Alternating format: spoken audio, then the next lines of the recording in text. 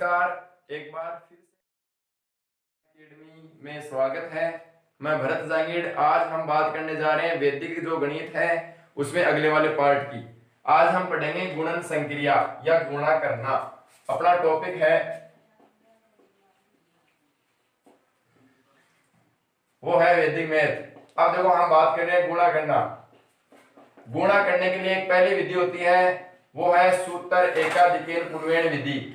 अपनी जो पहली विधि है वो है सूत्र एकाधिकेन पूर्वेण, अर्थात सूत्र एकाधिकेन पूर्वेण द्वारा गुणा करना। सूत्र एकाधिकेन पूर्वेण द्वारा गुणा करने के लिए क्या करते हैं, देखना। एकाधिकेन का अर्थ है एक ज्यादा। एकाधिकेन का अर्थ है एक ज्यादा। किसी भी अंक का एक ज्यादा है उसको हम बोलेंगे एकाधिकेन। अर्थात किसी भी अंक का एक ज्यादा करते हैं तो किसी अंक के ऊपर एक बिंदु लगा दो, उससे वह उसका क्या हो जाएगा, एकाधिकेन हो जाएगा। अब हम बात कर रहे हैं सूत्र एकाधिकेन पूर्वेण द्वारा हम गुणा कैसे करें। तो उसको देखने के लिए देखो, आपको सबसे पहले यहाँ पर इसमें ये ध्यान रखना होगा कि इसकी जो कंडीशन है, इसमें एक शर्त होती है। वो शर्त ये है कि इसमें जो चरम अंक है उनका योग आधार के बराबर होना चाहिए।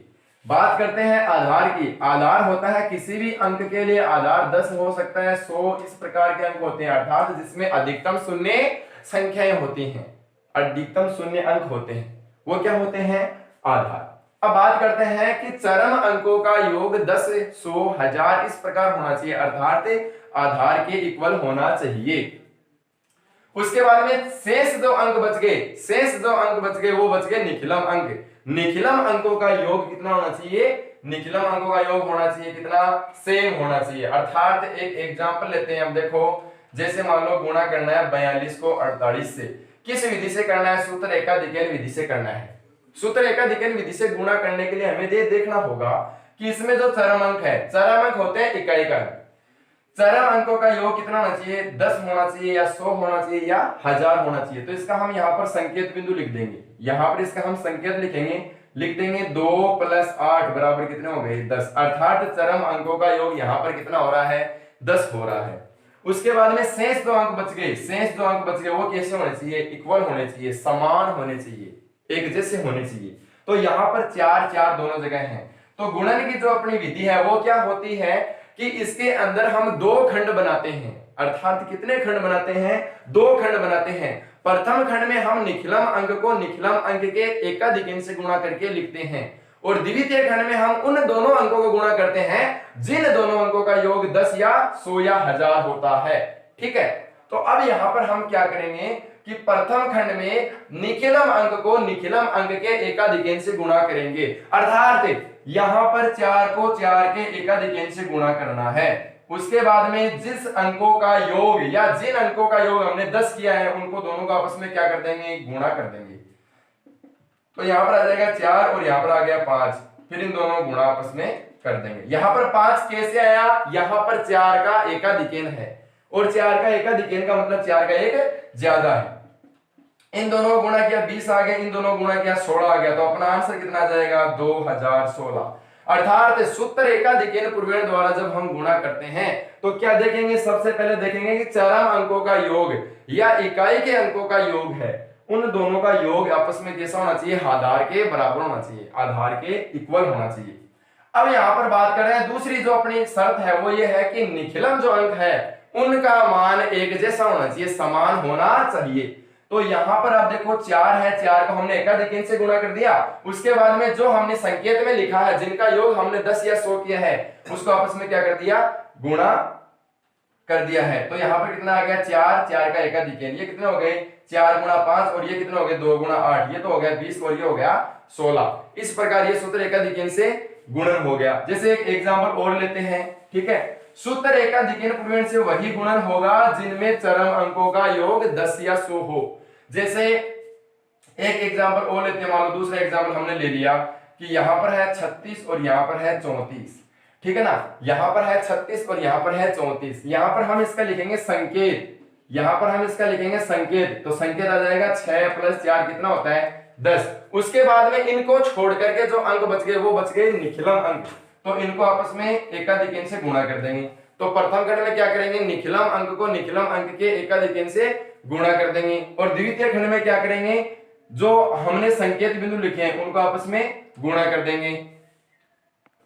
तो देखो यहां पर 3 है, 3 का एकाधिकेन, क्योंकि निखिलम जो अंक है वो यहां पर क्या है, एक जैसा है, समान है, तो यहां पर क्या करेंगे, 3 है उसका 3 का एकाधिकेन, एकाधिकेन उसके ऊपर एक बिंदु लगाने से हो जाएगा।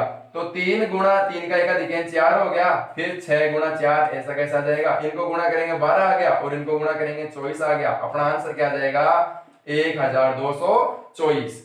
तो ये था सूत्र एकाधिकेन पूर्वेण द्वारा गुणा करना। अब हम बात करते हैं दूसरी जो विधि है, वो अपनी विधि रहेगी सूत्र न्यूनेन पूर्वेण द्वारा गुणा करना।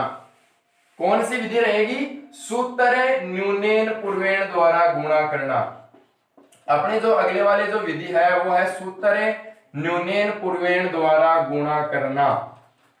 अब देखो ये जो विधि है उस विधि में देखो क्या है, यहां पर नाम से स्पष्ट होता है, यहां पर न्यूनेन से स्पष्ट होता है कि यहां पर किसी अंक का एक न्यूनयन करना है, अर्थात एक कम करने का मतलब एक न्यूनयन करने का मतलब एक यहां पर कम करना है। जैसे मैं पूछूं कि 7 का न्यूनयन, तो यहां पर आप लोग लिखेंगे 7 का न्यूनयन, तो 7 का न्यूनयन हो जाएगा 7 के नीचे एक बिंदु लगा देंगे, अर्थात 7 का न्यूनयन हो जाएगा 6।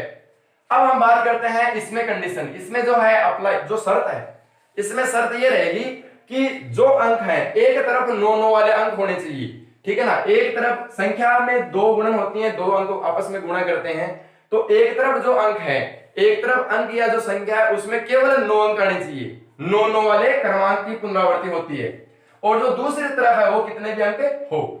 जैसे मान लो एक छोटा सा एक एग्जांपल लेते हैं कि 9 गुणा 6, ठीक है ना। जैसे गुणा करना है 9 गुणा 6 या 6 गुणा 9, अब इन दोनों को आपस में गुणा करना है, तो कैसे करें, एक तरफ यहां पर 9 होने चाहिए, 9 है, तो क्या करेंगे, इसमें भी 2 खंड बनते हैं। प्रथम खंड में जो संख्या 9 वाले को छोड़ करके जो संख्या है उसका आप यहां पर न्यूनयन कर देंगे, उसका आप यहां पर क्या कर देंगे, न्यूनयन कर देंगे, और उसके बाद में जो अगले वाला जो अंक है उसमें से न्यूनयन की भी संख्या को आपस में क्या करेंगे, घटा देंगे। तो यहां पर 6 का न्यूनयन हो गया 5, और यहां पर लिखेंगे 9 माइनस 5, तो यहां पर तो आ गया 5 और यहां पर आ गया 4, बीच वाले चिन्ह को हटा देंगे तो अपना आंसर कितना आ जाएगा, 54 आ जाएगा, ठीक है ना। देखो अब जैसे मान लो इसी प्रकार का एक एग्जांपल और लेते हैं, ठीक है। 45 को गुणा करना है 99 से, ठीक है ना, 45 को गुणा करना है 99 से, तो कैसे करेंगे, इधर जो संख्या है उसका एक न्यूनयन कर देंगे और इधर जो 9 वाले जो अंक है उसमें से न्यूनयन की भी संख्या को आपस में घटा देंगे। तो यहां पर क्या करेंगे, इसका न्यूनयन कर देंगे तो 44 आ गया, और यहाँ पर लिखेंगे 99 माइनस 44, तो ये तो 44 ऐसे कैसे आ गए, और 99 में से 44 घटा देंगे तो कितने आ जाएंगे, 55, तो अपना आंसर आ जाएगा 4455। अब जैसे मान लो यहां पर 2 अंक थे, यहां पर भी अंक 9 वाले भी 2 आ गए।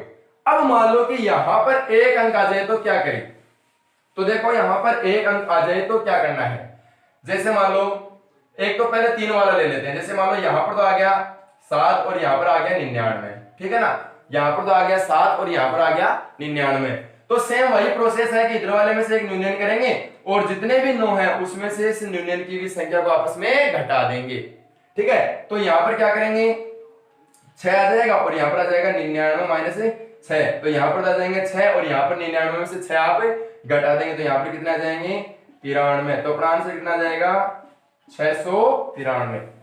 अब देखो बात करते हैं, जैसे मान लो कोई एग्जांपल आ गया उसमें यहां पर तो है 2 अंक और यहां पर है 1 अंक, तो उसको हम कैसे करें, 45 गुणा 9 है, इसको कैसे करें, प्रोसेस वही रहेगी कि इधर वाले अंक है उसका एक न्यूनयन कर दो और अगले जितने भी 9 है उसमें से न्यूनयन की भी संख्या को आपस में क्या करेंगे, घटा देंगे। लेकिन देखो यहां पर इसका न्यूनयन करेंगे तो 44 आ गया और यहां पर आ गया 9 माइनस 44।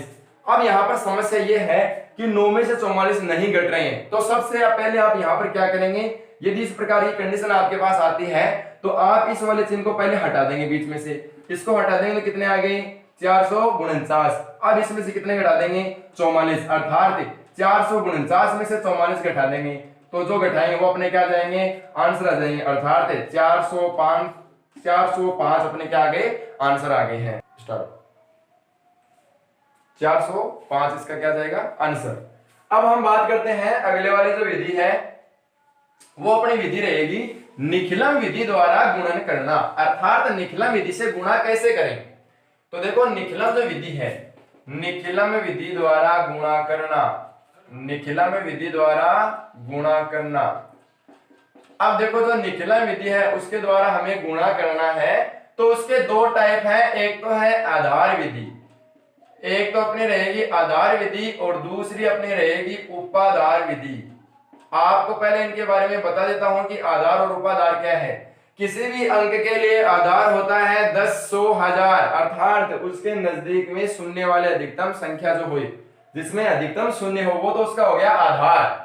और उपाधार हो गया किसी भी अंक के लिए, जैसे मान लो 45 के लिए, 45 के लिए उपाधार हो जाएगा 40, 32 के लिए हो जाएगा 30, अर्थात 10, 20, 30, 40, 50, 60 इस प्रकार के जो अंक हैं वो इनके हो जाएंगे उपाधार।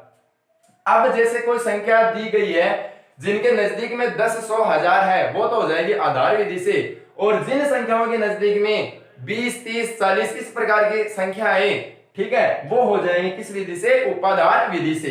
तो अब हम बात करते हैं कि आधार जो विधि है उसमें क्या करते हैं, आधार विधि को गुणन कैसे करते हैं आधार विधि से। अब देखो यहां पर आधार विधि से गुणा करने के लिए सबसे पहले आपको एक तो विचलन के बारे में पता होना चाहिए।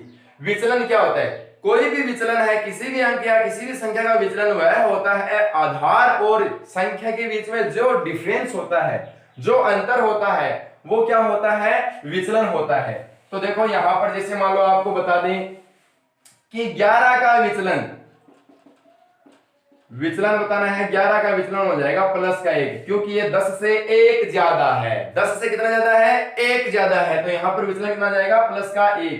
मैं बात करूं 8 का विचलन, बात करते हैं 8 का विचलन, तो आ जाएगा माइनस का 2। तो ये बात है विचलन के बारे में कि विचलन कैसे ज्ञात करें। अब हम एक एग्जांपल करते हैं आधार विधि से। जैसे हमें गुणा करना है, 11 को 12 से गुणा करना है, छोटा सा एक एग्जांपल लेते हैं और आधार विधि से करना है। एग्जाम में प्रश्न आता है निखिलम विधि से करो, तो अब इसको निखिलम विधि से करना था। निखिलम के दो पार्ट होते हैं, आधार और उपाधार। यहां पर क्या पता लगेगा कि ये आधार से करना है, क्योंकि ये जो संख्या है 10, 11 और 12 ये 10 के नजदीक है, अर्थात आधार के नजदीक है, तो इसको आधार विधि से करेंगे। कैसे करते हैं, एक तरफ संख्या लिख लो, एक तरफ संख्या लिख लेंगे और एक तरफ विचलन लिख लेंगे। संख्या हो गई 11 और 12। विचलन निकालने के लिए सबसे पहले यहां पर लिखेंगे आधार। इसका आधार है 10, 10 से ज्यादा है 1, तो 1 ज्यादा हो गया 11, 12 के लिए हो गया प्लस 2। अब बात करते हैं इनको करना कैसे गुणा। इनके दो खंड बनेंगे, यहाँ पर दो खंड बनेंगे। प्रथम खंड में क्या करेंगे, जो पहली संख्या है इसमें दूसरा विचलन जोड़ देंगे, तो मतलब 11 प्लस 2। उसके बाद में इन दोनों को आपस में गुणा कर देंगे विचलनों को, तो यहाँ पर इनको जोड़ेंगे आगे 13 और यहाँ पर आगे आ गया 2, तो अपना आंसर कितना जाएगा 132।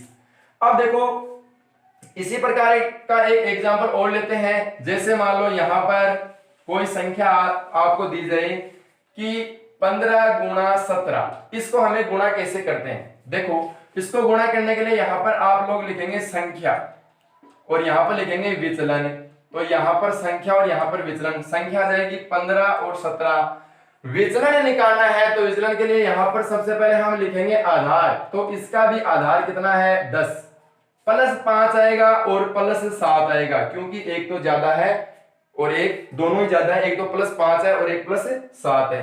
तो क्या करेंगे, इसमें इनको जोड़ देंगे, अर्थात 15 प्लस 7।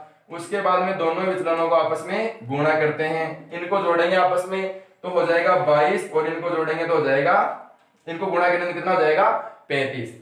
अब यहां पर बात कर रहे हैं कि ये इसका आंसर आएगा या फिर किसी अंक को आगे आपको ऐड करना होगा, वो डिपेंड करता है आधार पर। आधार में कितने जीरो हैं, यदि आधार में 1 जीरो है तो आपको द्वितीय खंड में अर्थात प्रथम खंड को छोड़कर जो भी आपका खंड बच गया उसमें आपको एक ही अंक रखना है। कब, जब आधार में 1 ही जीरो है।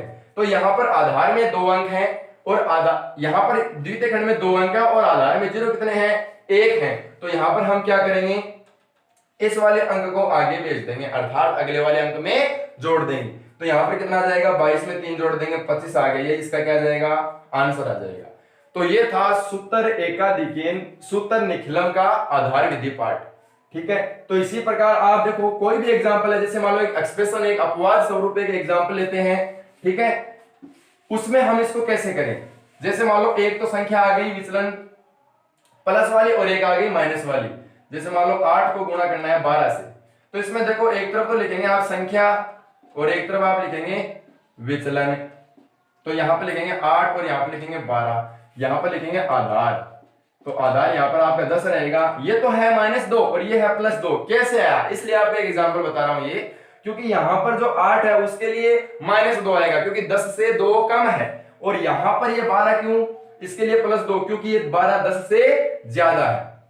प्रोसेस वही रहेगी, पर प्रथम विचलन में जो प्रथम जो संख्या है उसमें द्वितीय विचलन को जोड़ेंगे, अर्थात 8 + 2।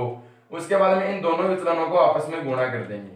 लेकिन यहां पर देखो इनको जोड़ने पर ये तो हो गया 10 और इनको गुणा करेंगे तो -4 आ गया। -4 कैसे आया?